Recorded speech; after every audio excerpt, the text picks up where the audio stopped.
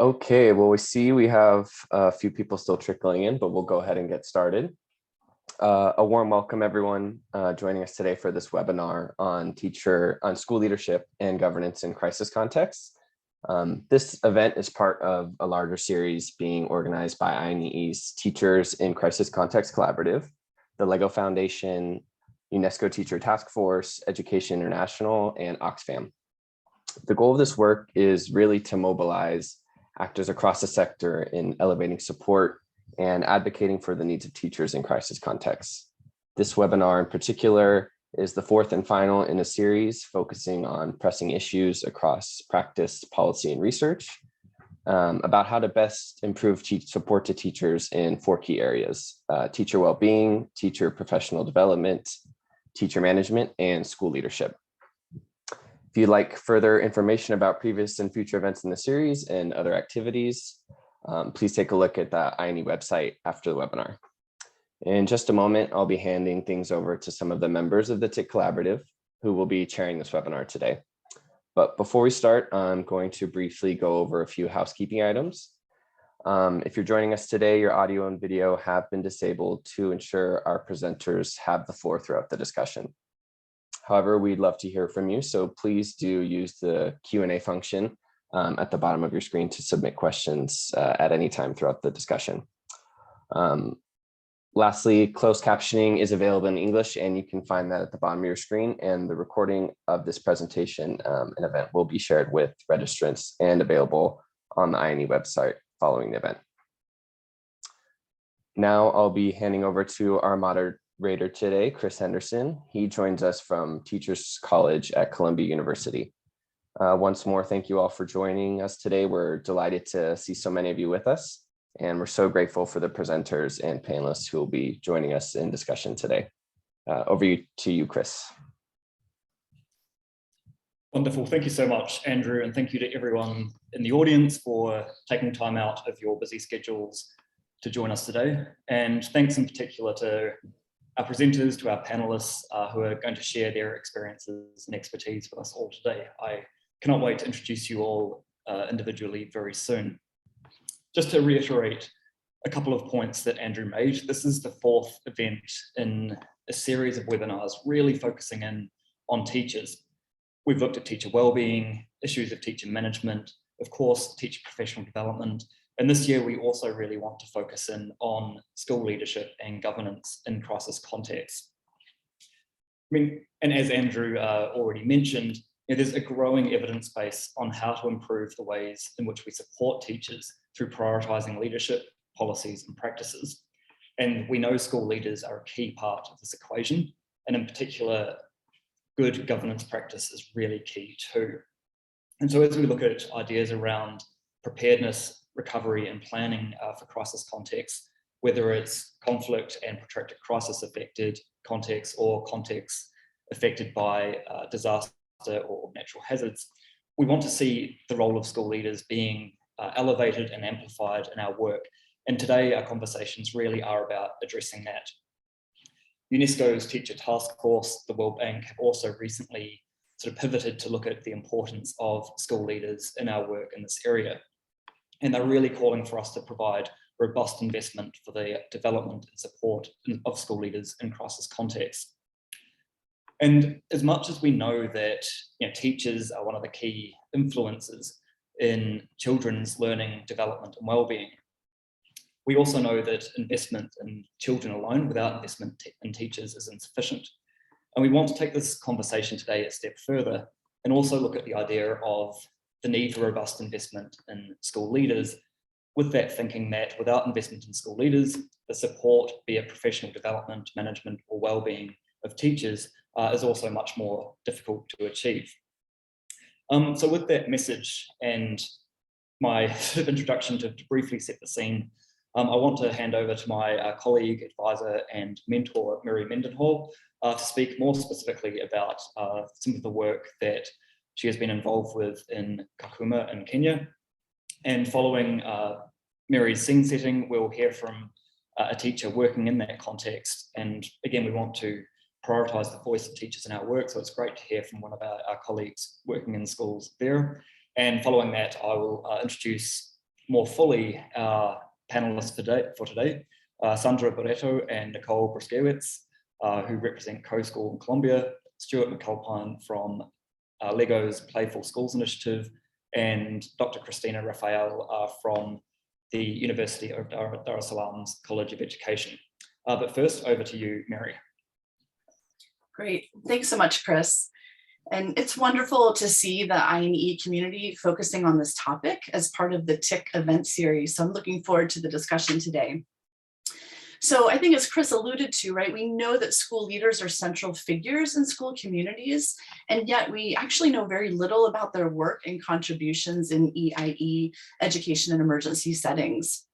So in the next few minutes, I'm going to kind of briefly try to capture 4 key dimensions for us to keep in mind as we embark on this conversation. And to be honest, I'm also learning more about the role of school leaders in my own work in refugee settings, but I'm going to draw actually on 2 research studies. One project that was focused on teacher professional development and play-based approaches, where we actually heard repeatedly from research participants that school leaders were key actors in the school and education sector ecology for supporting innovations and education reform efforts. And the second project is focused specifically on school leadership in Kakuma refugee camp and Kalobeye settlement in Kenya. And it's the focus of one of the case studies that's actually part of the larger TIC compilation. So in the first dimension, we need to consider the diverse profiles of school leaders. Who are they? Where do they come from? Are they coming from the community affected by crisis or displacement, from the host community? Are they recruited and promoted within the education system? Are they political appointees to their roles? Lots of questions here, right? How long will they be in their roles? And what are the challenges and opportunities that accompany these different profiles in terms of power, in terms of hierarchies of authority, for example? And what other demographics are worth noting depending on the setting? One example might be gender. In our work in Kenya, we found that female school leaders were significantly underrepresented in the camp and settlement area. And so again, what are the implications of this as we think about different leadership styles among women and men and how they might support teachers in their schools?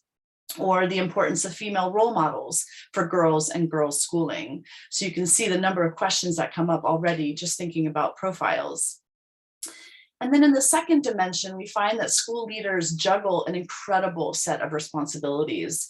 The first being instructional, right, in terms of curriculum implementation, teaching support and supervision, often teaching lessons themselves and multiple lessons in a given week amidst their other responsibilities, not to mention dealing with student behavior and discipline. Another area of that would be administrative, distributing learning materials, thinking about how to manage the budget at the school level. And then thirdly, managerial, supporting other staff at the school, facilitating school feeding programs, as just a few examples. And depending on the setting, they're the primary liaison between many different stakeholders, district education officers, international, national, local organizations, teachers, staff, students, families, communities, including those at the school level, like boards of management and PTAs. And then that brings us to the third dimension. And in light of these multiple and competing responsibilities, we need to talk about professional development. From the research and work we have done, we find very little professional development that speaks to these substantive tasks of instruction, administration, and management. And in our work, school leaders also ask for training and support related to practical kind of skills areas like managing multiple responsibilities, time management, and problem solving. And school leaders would also benefit from communities of practice and collaboration with other school leaders to help problem solve and devise, innovative strategies for doing their work. And we see a really important link with this collaborative notion in terms of motivation for continuing to do this work. And then lastly, the final dimension brings us to the need for psychosocial support and well-being. School leaders also exhibit passion and commitment for their work despite the challenges they face in these settings. They also have shared experiences of crisis and displacement as the teachers and students in their schools. And so similar to efforts to pay more attention to teacher well-being for its own sake, the same applies here. Healthy and supported school leaders are needed to support and foster well-being among teachers and in turn their students. So I covered that very quickly, and to wrap up, we have a lot to learn about school leaders in EIE context, and again, look forward to today's discussion. But for now, what I'd like to do is leave you with a short video from one of the refugee school leaders we have had the privilege of collaborating with in Kakuma refugee camp. His name is Yel Luka, and he'll capture a day in the life of a school leader where he's working. And I just want to point out that the video is part of a set of resources that we contributed to in a larger initiative called the Comparative Educational Leadership Lab, or CEL. And I will share a link to this online platform of resources and case studies of school leaders around the globe. The examples are not only from EIE contexts apart from ours, but they may be helpful to our ongoing conversations about school leadership in EIE. And the multimedia case study materials on this website can be used for self-study or to guide a group for professional development. So for now, let's turn it over to Yel Luka about his work as a deputy head teacher. Thank you. My name is Yel Luka. I'm a deputy head teacher in Kakuma refugee camp. I've been living in the camp for more than 10 years and attended school at the same place where I'm working now. As a refugee teacher, I'm paid an incentive wage for my position, which isn't enough to cover my family basic needs. My school has an upward of 1,500 students with a diverse array of nationalities and languages represented. I'm often the first to arrive at school each morning shortly after 6 a.m. to ensure the school is a clean environment conducive to learning. Before others arrive, I begin to work on some administrative tasks. Today, those examinations are approaching for the learners, and I'm working to ensure that learners are registered. This is challenging as I have not received proper training on how to use the program for organizing this information. When the school day begins, I oversee school arrivals, monitoring both learners' attendance and teachers' attendance. My school is currently understaffed, which I help compensate for by increasing my teaching responsibilities. I teach approximately 10 lessons per week. The classrooms are overcrowded and under-resourced also. School closures during the COVID-19 health pandemic had also heightened protection issues for my learners. Female learners in particular were more at risk of early marriage, as girls could be seen as a source of wealth and income for families struggling economically during the pandemic. A 12-year-old girl at my school has asked me for help because her parents wanted her to marry an older man in the camp. She's a hardworking student and wants to continue her education. She doesn't want to get married and be forced to have children before she's ready. I'm from the same village back home, and she's hoping I can help since I also feel strongly that girls should be educated. The parents are very angry that the school is interfering with family matters. I'm thinking about how best to support my student without causing bigger problem for me, for her or me and my family.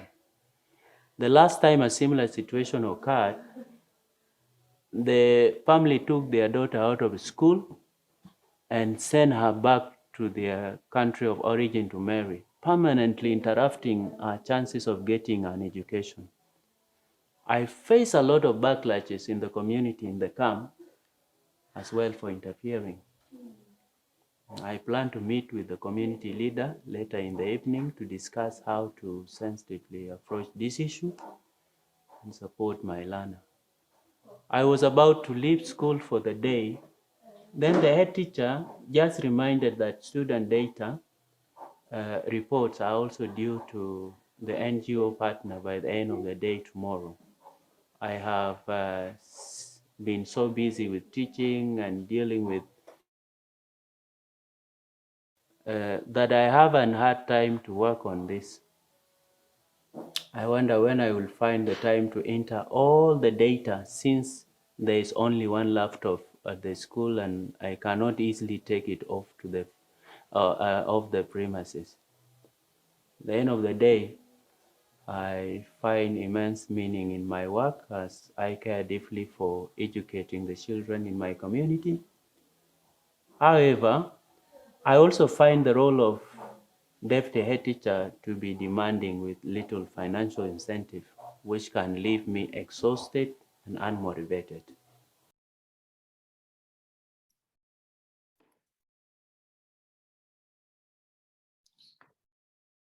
Thank you so much, Mary, for that comprehensive yet incredibly succinct scene setting for us all. And I think just as we listen to Yel's description of his work as a head teacher, I mean, we can see that the nature of his own profile, the multiple roles and responsibilities that play into his work, also the multifaceted development needs that his teachers require, but also that would be of benefit to him. But also, as he was mentioning at the end there, his own psychosocial support and well-being needs, specifically as his own well-being is compounded by the immense pressure he's under as a head teacher.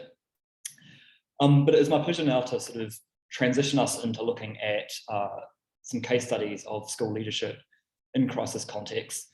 And just to give you a brief bit of background, myself and colleagues in the Teachers in Crisis Context Collaborative, we've been working on compiling a compendium of case studies over the last 6 months, which is the second edition of case studies that really speak to some of these key issues in teachers' work in crisis contexts globally. And of course, our most recent compendium, which will be published by the end of this month, covers a lot more in the struggles pertinent to COVID-19. And we've introduced school leadership case studies into that compendium as well. So we've got one from the context that Mary was referring to, written by herself and colleagues. And we've also got another great example from Kara in India, looking at the role of a school leader in promoting gender responsive education in her own context. So keep an eye out for that case study publication coming out soon.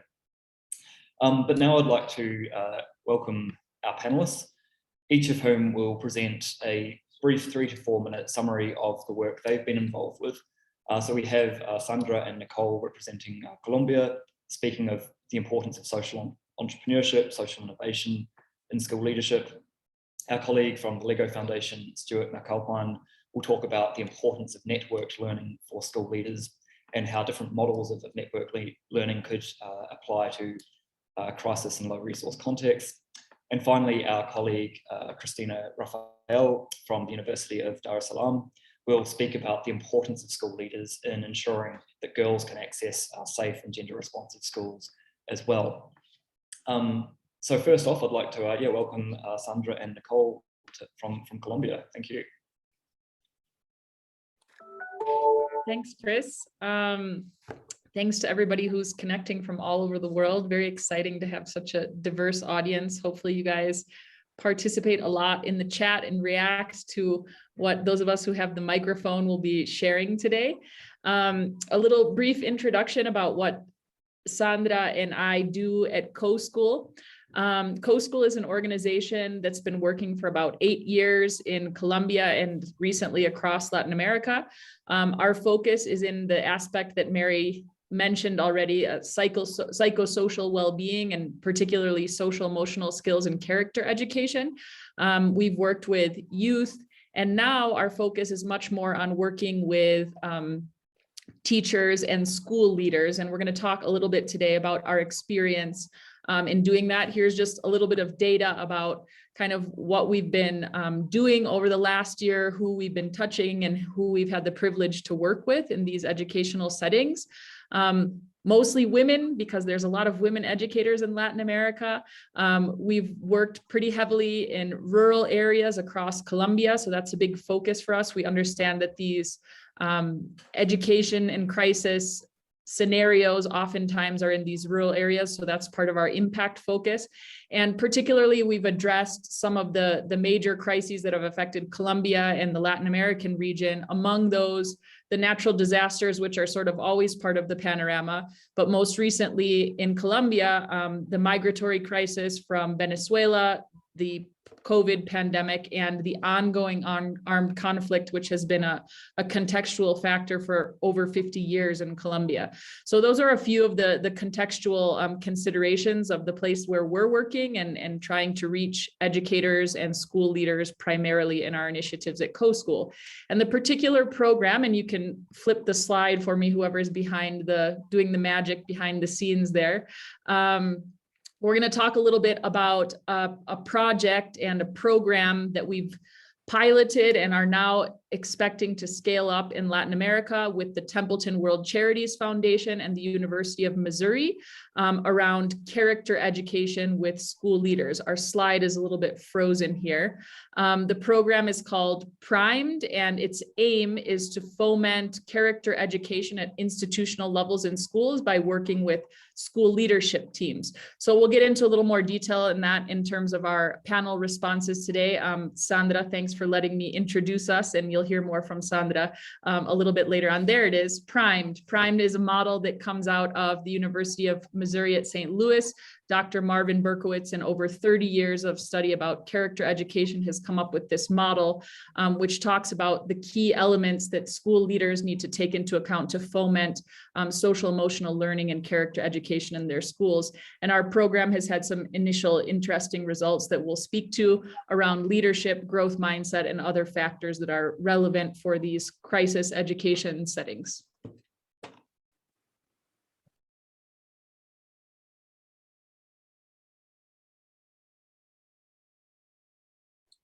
Chris is talking, and we get to say the famous phrase of the Zoom meetings.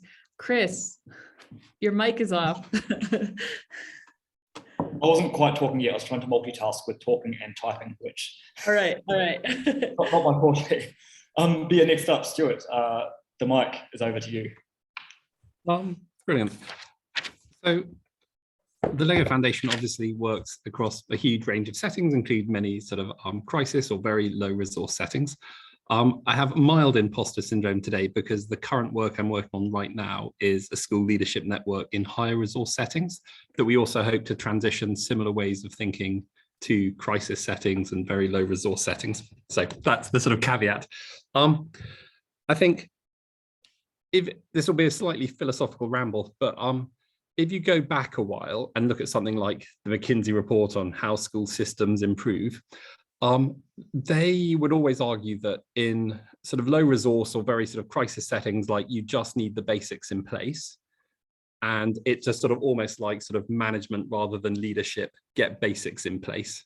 And that as the school system develops, you'll get into more complex areas where things like coaching, the kind of things that Mary was talking about in terms of community practices become important. And I'd say that that's just not true. That when you hear about the work Yel Luka's doing, there are immensely complex things happening there every day around culture, values around learning. If you look at INEE's minimum standards for learning, they're fascinating, and they include some really complex things like learning should be child-centered. You know, try that with a class of 200.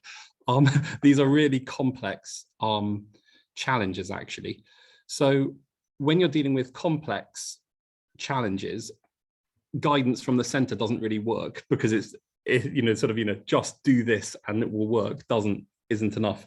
And it's the place where you start needing some of the things that Mary talked about in terms of communities of practice for the same reasons that Mary mentioned, which is two things, which is one, a lot of it's going to be complex problem solving. So, what are the ways you have sensitive conversations about girls' inclusion in education and the impact on that on families? Or INEE's sort of guidance, minimum guidance, that it should be play-based for younger learners and it should be child-centered. How do you help teachers do that with such large classes in low resource and limited time? These are really complex things. And where innovations happen, they're going to spread through peer contagion. They're not going to spread through a guidance document. So how do you create links and networks that allow that to happen? And essentially, that's what we do in the Playful Schools Initiative. We connect and empower school leaders for embracing and sustaining learning through play, which is a complex change that has many facets.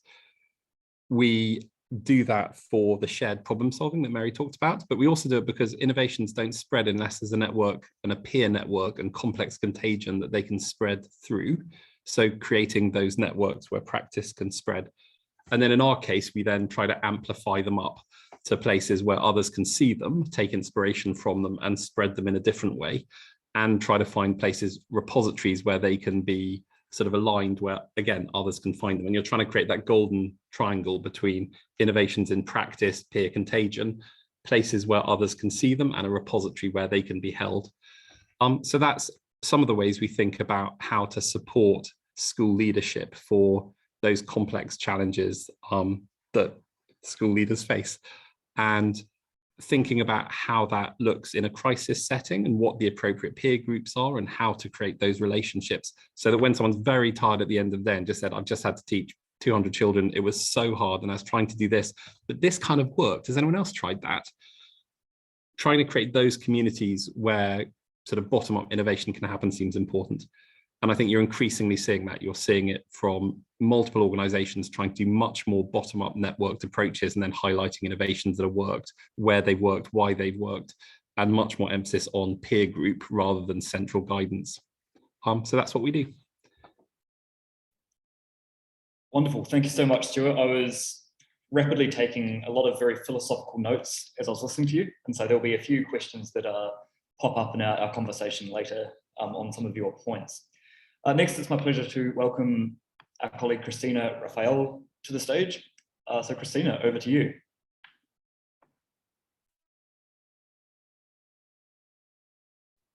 You're still on mute, Christina, so there we go. Thank you so much. Christina, I'm a teacher. I've been teaching throughout my life, and now I'm teaching at a university. I'm a senior lecturer at University College called the DUSE. It's a constituent college of the University of Dar es Salaam, and meeting a lot of school leaders all over Tanzania. I worked with them, and now I just wanted to share brief issues that I have in the study I'm doing on girls' education. So I just chose what I think can be good to share. I didn't think this as a crisis, but as I was listening to Luka and Stuart, I found the issue of girls as central to all this that we are talking. And to me, now it seems if school leaders cannot come up with some tangible measures on how to support girls, then actually we are failing. So this study is just sharing what we have found and just making this, these are the data, actual data that we are analyzing now. And I think you can see the similarity across the continent. So this, we asked heads of schools and we asked teachers the same question. Like, what are the gender-related challenges that you face, especially when you are teaching girls in classes? What are the issues that specifically you see that are holding girls back from getting the learning outcome that they are supposed to get? And they were saying girls are shy, especially when they reach puberty. They're very shy, so they cannot even answer questions in the classroom. They are less confident. Then they lack some important issues like sanitary towels during menstrual periods.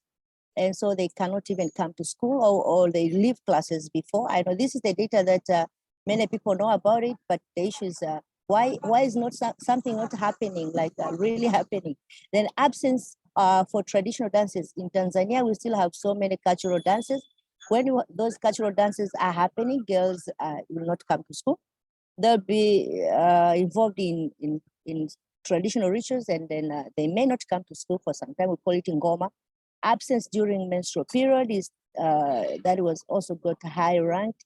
late to school due to house chores. This is also no. Some girls do not work hard believing that they will get married one day. So like they are preparing themselves to be wife material. So there's no need to study hard. Early marriages after attending rite of passage ceremonies. We still have rite of passage ceremonies. Once they complete that, and that can be a child of class 3, 4, 5. Once they attend those rite passage ceremonies, then they think they are ready to get married, and then maybe they don't think that education is more important. And we have so many other factors. I just decided to take those that I think they ranked high when we asked teachers and school leaders. And then we asked school leaders and teachers, okay, what do you think should be done? And which support that you think should be given to you and to teachers also, so that at least they assist in solving those problems. They said they don't have skills on guidance and counseling on how they can involve girls more in the learning process. They said they don't have life skills and about girls' sexuality. Some said we don't have skills on when girls start being shy, they start not attending school, we don't know how to do about it. The gender mainstreaming, so we don't know how to mainstream gender and even to empower gender. They said they don't have training on inclusive education. How actually they can have inclusive education that is meaningful to enable teaching and learning. I don't know if I can see the whole slide, but these are some of the issues that teachers and school leaders brought. One thing that we were thinking as researchers, this seemed very common, like there are the factors you read in every book, in every paper that you have, but the fact that it is still happening, that means it is still a problem, and that means we have not gotten the solution. If they are still shy, they cannot contribute in classes, they still feel less confident, and as a head of school, that means heads of school, if they don't have the proper training, maybe we're training heads of school on leadership, on management, maybe on managing other things, but maybe we don't train them in actually how do they manage, how do they understand themselves on the issue of gender responsive pedagogy, and how do they now lead their teachers, and how do they monitor to see it happening, and how do they evaluate to see that there is a change that was supposed to happen, so that these repeating findings can actually get some solutions somewhere. So I'm glad that Stuart gave us some of the actually solutions that we think we will also take forward, but we are still doing analysis, but this is what we found, and I thought I would share for you to know what is happening also in Tanzania. Thank you very much. Thank you so much, Christina, and thank you to everyone who shared examples of your work with us. It's great looking through the participant list and seeing many familiar names of colleagues and friends, but also seeing some new names. So if you're new to these INE webinars, welcome. It's great to have you here, and I hope you can stay engaged. So moving into our panel session, I've got a few questions to kick us off, but really it's an open conversation. I want it to be really relaxed and free-flowing. And by all means, those of you in the audience, if you have any questions, if there's questions that I don't address that you really want to know about, by all means, drop those questions into the Q&A box, and my colleagues will let me know that you're calling out. So we've had 3 very different presentations. We've also had a wonderful scene setting from Mary, sort of giving us 4 areas of priority for school leaders. But I want to maybe start with you, Sandra and Nicole. As you look at the school leaders, the schools, the teachers you work with across Colombia, like how would you summarize the key challenge for school leaders in your context? Yeah, I'm going to propose, just for our audience here, we're a bilingual team, so we're going to respond bilingually. Okay, so Sandra is going to offer her response in English, and in Spanish, and I'm going to offer a quick English translation, because Sandra has a lot of extremely relevant experience from her participation in this group, and excellent history of field work in context with school leaders that she wants to share a viva voz in her own words. So go ahead, San, and I'll translate you. Gracias, Nicole. Bueno, pues un poco como les contaba Nicole, el contexto en Colombia es de conflicto armado y además migración. Y en ese contexto, los líderes escolares son más que líderes escolares, son líderes de la comunidad, líderes comunitarios. So basically, Sandra is coming back to a little bit what I introduced, which is the context in Colombia. Context in Colombia means being a product or being immersed in a context of civil war and armed conflict for the better part of 6 decades. It means a recent migratory crisis. And as a result, in addition to many other factors of these contexts, including poverty, school leaders become more than just leaders of schools. They are community leaders. They are the institutional figure in their communities. They are the face of the government in many cases in communities where the state has sort of abandoned certain parts of the country and certain communities in their lack of reach and attention. So school leaders, to summarize what Sandra said, are more than school leaders. They're community leaders, they're representatives of the government, and they wear many other hats. Exacto. Y uno de los mayores retos que eso representa es ser este intermediario entre las exigencias del gobierno y las necesidades del contexto. Entonces están enfrentando muchas responsabilidades todo el tiempo que los lleva a enfrentar retos de salud mental y bienestar, digamos, como a nivel personal, más allá de los retos de gestión de recursos y sí, como de la comunidad en general que tienen que responder. So in addition to all of these challenges that Mary has already mentioned in her introduction, of wearing the multiple hats, a lot of times these school leaders in their role as community leaders or figures or representing the government in many cases, because they're public functionaries, they face not only the challenges of doing these different jobs, right? How do I implement policy? How do I administer resources in addition to attending to the particular challenges of my school?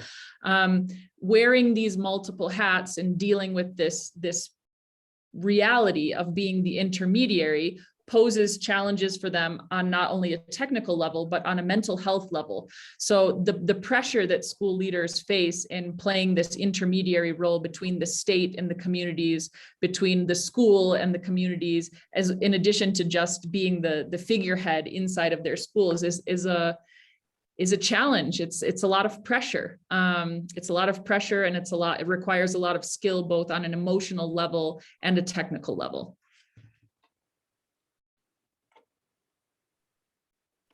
Well, wonderful. Thank you both, and for so seamlessly being able to present bilingually. We're really appreciative of that.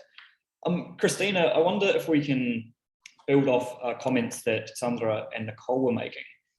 And I apologize, I'm giving you a brand new question here, but I'm curious in your research, particularly around gender responsive issues in schools, do school leaders communicate to you and to your researchers the extent to which they struggle, the extent to which they are under too much pressure? And if they do communicate this to you, how do they communicate this? How do they describe the pressure they're under? In Tanzania, there is a very unique, crisis going on. Recently, in 4 years back, the government started fee-free education in primary school. Now, the whole population now has completed primary education. Now they are going to secondary education. And because of fee-free implementation, many children have been enrolled into school. And so the classes are overcrowded and don't have enough teachers in the classes. We have schools this year that got up to 700, up to 900 students, almost are required building new schools, but teachers are there. So the pressure that we are talking here, sometimes can be too much, and sometimes is also from policy makers and planners. Like something is planned and the head of school is supposed to implement. So they found themselves like this year in one of the districts that I'm working with. There are so many children. They are brought to school. You have to make sure that you educate them. And you don't have the same teachers, they have the same classes, the same books, and then teachers feel so frustrated. And one head of school was telling me, we now just baby care these children. We don't teach them. Like they come, they play, and then they go home. Now the question is, when you have situation like that, girls become more victimized, because if girls are not well taken care of in schools, are not well kept, they will definitely lead to early pregnancies. They will lead to misbehavior. Even boys, when we talk of gender, we're not just talking of girls. Even boys can now start doing some other. So this all brings a lot of pressure to school heads, particularly because many things that are introduced in schools, whether for gender responsive pedagogy or just for general leadership issues, heads of school are not trained. They are not trained before. So if this situation in Tanzania is like this now, that we don't have any particular crisis like disaster or war or even COVID is not that much, I'm thinking what will happen for these girls if actually the disaster is added on top of that. Are teachers prepared? Are school heads prepared ahead of time to take to know how to work in this kind of pressure? So that's what I can add now. Is it's too much pressure for heads of school everywhere. Thank you. Thanks so much, Christina. And I wonder if, again, we can build on those comments, and if I can come to you, Stuart. You mentioned the McKinsey reports around we have to deliver the basics. And I note that in the last month, a new book has come out from Professor John Hattie called The Lean Manifesto, which is really how to scale back the amount we're trying to achieve in schools, particularly in low resource settings. But what I'm hearing from Sandra, from Nicole, from Christina, is that these are very complex settings with incredibly dynamic social, political, and learning needs. I mean, is less more, or do we need to actually bring in models of leadership and communities of practice that respond more specifically to these specific settings? Yeah, what's your sort of evaluation of this? Again, with appropriate imposter syndrome, I'd say that yeah, less is definitely more. Like, you can hear the administrative and managerial overwhelm, like Christina was saying, in normal circumstances, let alone a crisis setting. And you heard Yel Luka say that after working all day and dealing with crisis, he's got to do exam entries. Why are you making someone do exam entries in that situation? Like, why haven't you simplified and stripped down that system to focus on some core educational principles that you can then follow up? And I think in terms of support, it's definitely not a matter of just like take away all the support because open space is good, because it's not. But I really like the work people like, so I like STIR's model, where they'll say, we convene a community of practice. It's process focused, not outcome focused, but we will maybe choose a particular area where we're all struggling.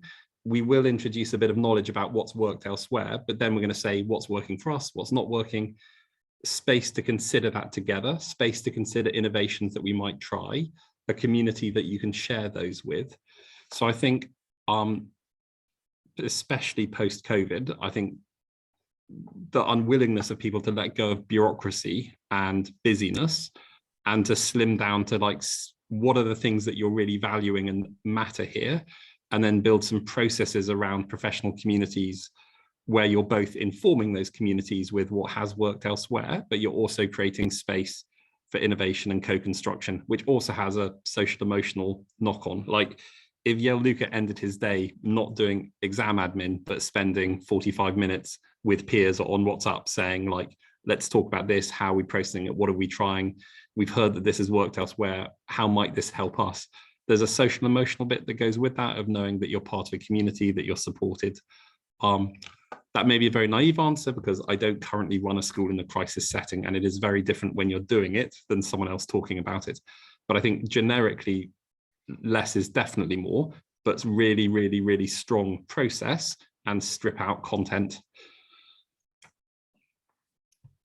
Wonderful, thanks, Stuart. And if I can come to you now, Mary, before we go to some of the questions that are coming in from the audience.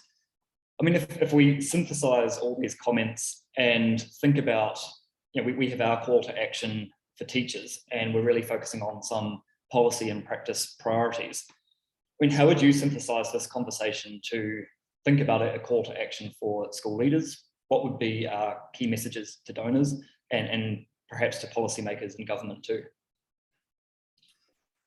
Oh, that's a tall order, Chris. I have a few thoughts, but despite the challenge that you just laid down, I mean, I think one thing, again, I'm kind of like Stuart, like I feel new to the school leadership side of this, and I've just been, immersed in it with these two projects, these small projects, but have learned so much in that. And I've always involved school leaders in interviews for other things we were doing that were more focused on teachers and getting that perspective, but not kind of fully in an elevated way, really focusing on school leaders and the role that they play. So I feel like a lot of the messaging that we have in the call to action is just as important for school leaders, and we need to think about how that maps on. And I think one thing I was just thinking about listening to my colleagues talk, is the continued absence of actually listening to school leaders. So we talk about not listening to teachers, not creating meaningful opportunities for teachers to engage in the decisions we're making about policies and practices. I'm hearing and feeling the same thing for school leaders. Yes, they're absolutely overwhelmed. They are juggling myriad responsibilities and wearing all these different hats, right? And there's a lot that I think I agree with Stuart, like, if we need to not kind of hold back on some of these supportive mechanisms like communities of practice, because they're actually really kind of low resource ways to connect the expertise that already exists within these settings. And they're figuring it out without our support, or in spite of bad support. And so we should find ways to really, I think, recognize and respect that. So I would almost encourage us as the TIC and the larger INEE community to go back to our call to action and think about what some of the things we're talking about mean for school leaders, and making sure that they have meaningful inputs into the practice and the policy and the research decisions that we're trying to make to improve the quality of education in these settings. So I'll leave it for there. I think we've got lots more to say about this topic though. Amazing, and apologies for the tall question there.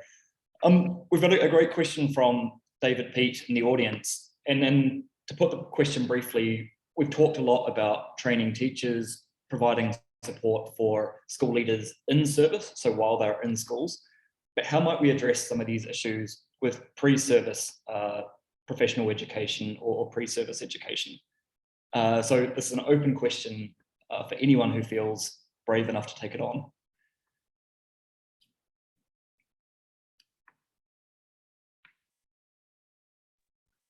I'm willing to say something if you need something. I'd say I've led schools in a variety of settings, on a crisis settings, and done work with the training. Very rarely translates well, and I think it would go back to the same point about knowledge is important, but knowledge about process of how to engage your teaching staff and your fellow school leaders, that process knowledge about how to create community practice, how to do shared problem solving would translate, I feel, very well. So there's a knowledge element given, but I think some of that process readiness so that you can do complex problem solving together, because actually any training that says, do this when you arrive, it won't survive the first day in most instances, but the processes will, in terms of how to engage and work with colleagues and peers. And I'd say that's something that could easily be emphasized and supported. Excellent, Nicole. Yeah, I mean, I'll build off of what Stuart commented on, which I think if put in other terms, we could be making reference to soft skills like problem solving and teamwork, etc. Which definitely fall into our wheelhouse in terms of what we advocate for in co-school. And we've seen an entire, a dearth of the presence of the social emotional component in the trainings for pre-service teachers across university settings in Colombia and elsewhere in Latin America. And we continue to be shocked by this, because at the end of the day, what prepares you and what is sort of a sort of armor against any type of challenge You need resilience for confronting challenges, and resilience comes from building emotional skills, building coping mechanisms, building up this skill set on the emotional level, which all of the literature and all of the research about education in context of emergency tells us is top priority. Frontline, taking care of teachers' emotional and psychological well-being. You have to have that as a base before you ask them to do anything else. And as we talk about something like confronting sensations of overwhelm in a regular context, and you add a crisis or a disaster on top of that, you need a stable emotional skill set in order to confront those types of challenges and be resilient. So I think that's a key foundational element that's absent from pre-service teacher training in a lot of places. It's coming onto the scene, but very recently, and I think it's something that definitely in the Latin American context needs to be strengthened and taken into consideration.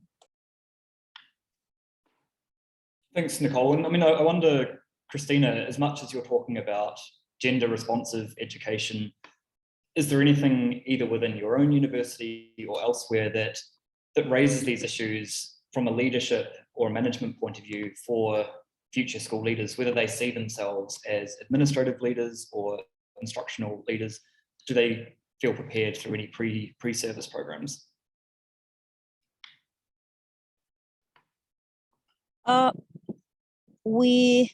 My college has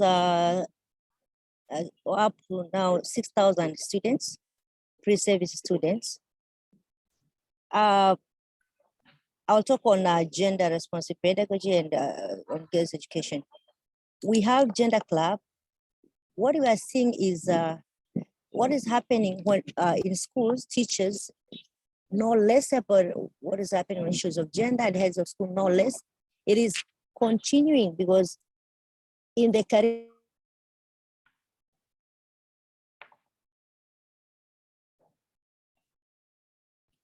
we might have a brief connection issue there. So just while we wait for the connection to come back, I'll go to a question from Chol Adwong. And Chol's asking, are some of these governance and leadership issues similar across primary and secondary schools? And do we need different approaches for different school levels or similar approaches to supporting school leaders at both levels?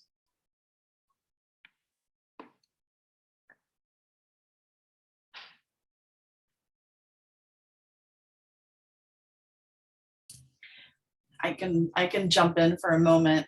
I mean, the work that we did was more focused on the primary level. So I think there's probably more to kind of uncover around the distinctions between the different levels. But I think from what I'm learning and hearing from school leaders, they would translate across the levels. But then I think you're pointing out something that's important, right? Maybe we're missing something in that thinking and in the emerging findings from our work. So again, it would be really important to engage school leaders at these different levels and across the diversity of settings, the diversity of schools that might be operating in these different contexts. So there's probably a lot of nuance that will really matter depending on the setting we're talking about. But I think the broad strokes of it would translate and would apply across those different, primary to secondary.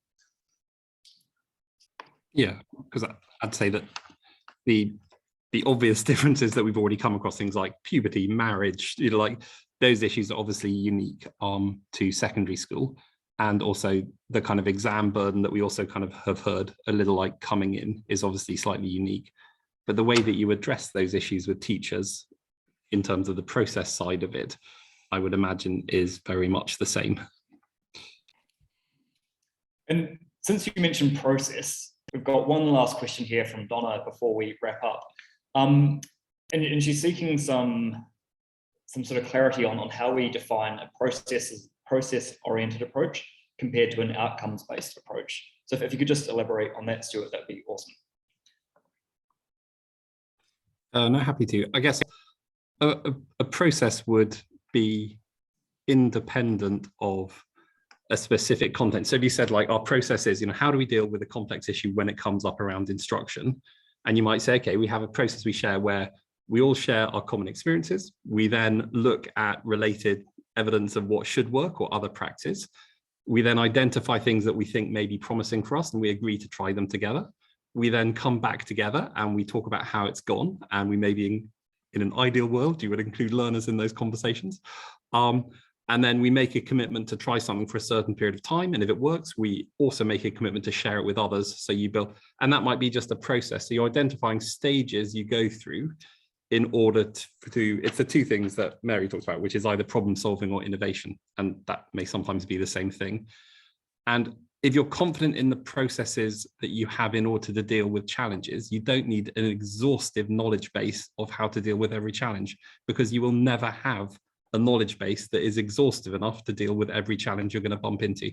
But you can have some real trust in the process you follow. And it might go, thinking of Nicole's work and things, it may involve, you may put the social emotional part as part of that and build it in. And you can trust the process, knowing that the world is very, very uncertain, but those processes will take you through. Wonderful. And just before we wrap up, any final comments from any of you, any last messages you want our audience to take away from today? Feel free to contribute.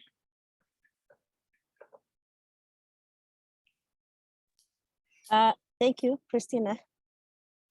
Okay, I'm so delighted to be part of this conversation today. I just learned that we face the same challenges all over, but I'm still thinking that what Stuart is saying, we need to find some solution from the processes that, and learn from it, and then share with the others and see what works and what does not work. But also, as you are saying, intervention need to start from precepts teaching, not just when teachers and head of school are going to schools.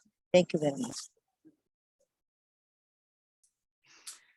I was just going to say, we're just scratching the surface on this topic, and there's just looking at the chat and the Q&A, there's so many more questions coming in and experiences for us to think more about and to learn from those. I think someone had posted a really interesting question around, that crucial role that teachers and school leaders play in the community, especially around sensitive topics, and managing that in a way that is protective of themselves as well, because often they're putting themselves in jeopardy and in advocating for girls to go to school or against different things that might be happening. So we really have to open ourselves up to learning what's happening more in these settings with school leaders in these multiple hats that they're wearing. So I'm just, encouraged by the conversation and look forward to continuing to expand the dialogue and the research. So thank you.